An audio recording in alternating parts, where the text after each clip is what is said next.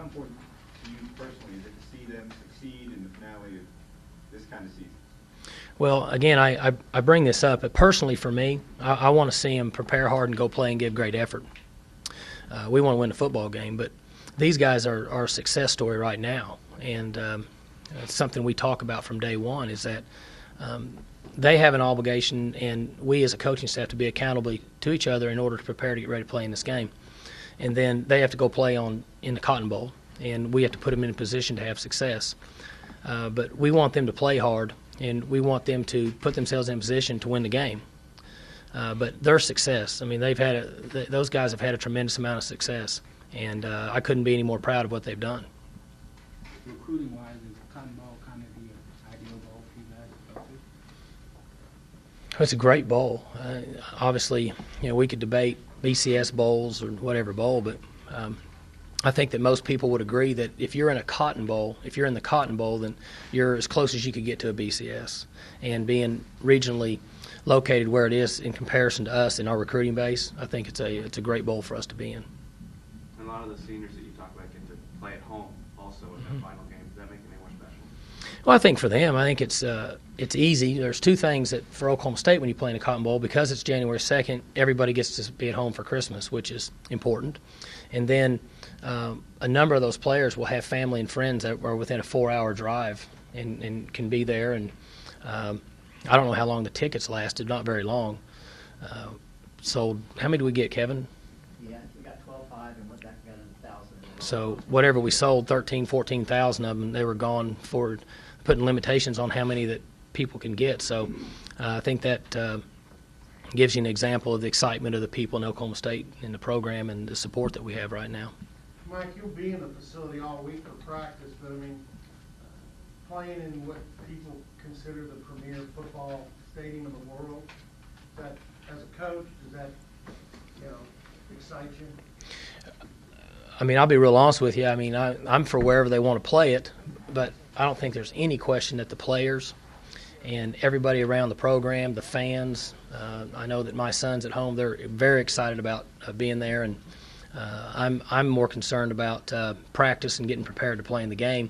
But I am looking forward to using the facilities and being a part of that. I think this is a great opportunity for our team and everybody associated with our program that's worked very hard since last June to have an opportunity to play in a great facility.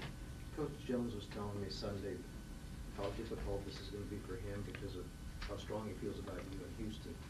Do we appreciate that? Is that kind of what your dad goes through in Finland? Oh, I don't think my dad really pays much attention to it, to be honest with you. I'd like to show more compassion in that area. He just wants to know who's going to give him a free ticket.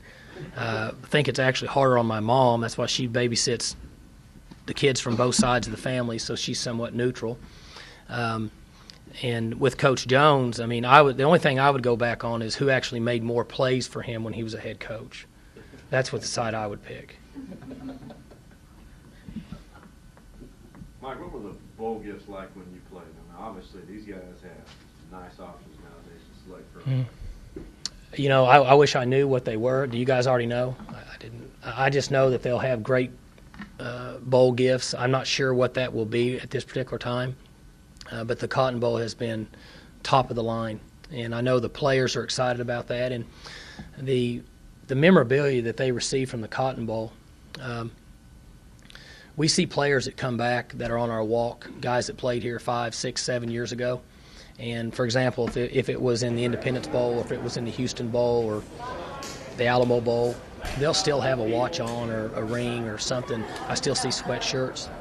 And so we take for granted as coaches because it's something that we've been fortunate enough to do a lot of. But for the young men that get a chance to participate in these bowls, it's a big deal to them. And it's something that that'll stay with them forever. You go in guys' offices 10 years from now that are working somewhere, and they'll have a picture of a bowl game team photo that they competed in maybe 12, 15 years ago. I see it all the time. So I think it's a great opportunity, and it's something they'll remember for the rest of their life.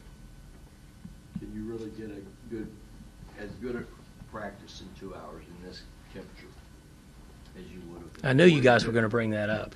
When I was driving back from the Christmas play, I went from Rudolph the Red-Nosed Reindeer, and as soon as I got in the car, it was really cold, and I knew somebody was going to bring up, can you get anything done in the cold weather? Well, I was just looking at Ole Miss's facility online earlier. Do they have an indoor? Oh, yeah, big time. Well, it'll be warmer at their practice today, but we don't have a choice. We're going to go out and practice, and we're going to expect our players to perform.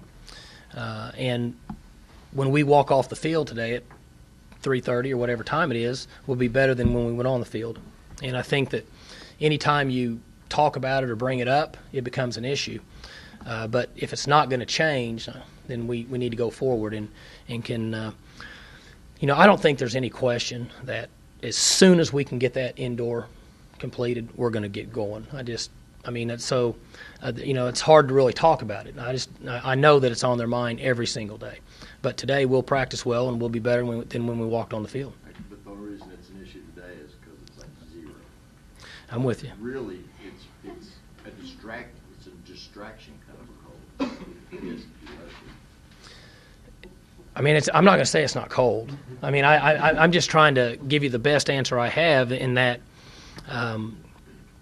we're gonna practice, and unless it's ice or lightning, we're gonna go practice.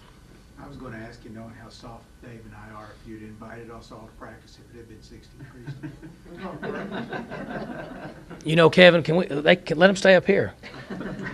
You don't have to close up or you can get Coach Holder to. He may give you a bill for the heating charge for the extra 45 minutes, but you guys can stay in here and watch a little practice if you want. Practice is going to be over there, right? No, it's going to be in here. That was a good one, Kevin. That's right. That was a good one. It's a good How one. have you felt about the practices so far? Well, as I said earlier, the first couple practices were okay, but I saw a hangover from being off for 2 weeks, and then yesterday was much better. So, in retrospect, or were you waiting until after the game to decide whether that 2-week period off, or can you already tell from players' attitudes that worked to your advantage? It's like anything, you make a decision and you go with it, and I think at that particular time, our players needed 2 weeks off. And they came back, and they had a couple days where we went through the motions, and practices were just average. Yesterday was much better, but we still have 10 more practices before we play in the game. And so personally, I feel like that benefited our team enough to give them 2 weeks off. How has Zach Robinson looked to you? Zach's doing fine. Zach's not 100%. Zach had a pretty good injury in that game, the last game, that didn't have anything to do with a prior injury. And but he's doing fine now. He's been out there practicing every day. And my opinion is 4 or 5 days from now that he'll be full speed. He's out there moving around doing fine. We're not limiting his participation.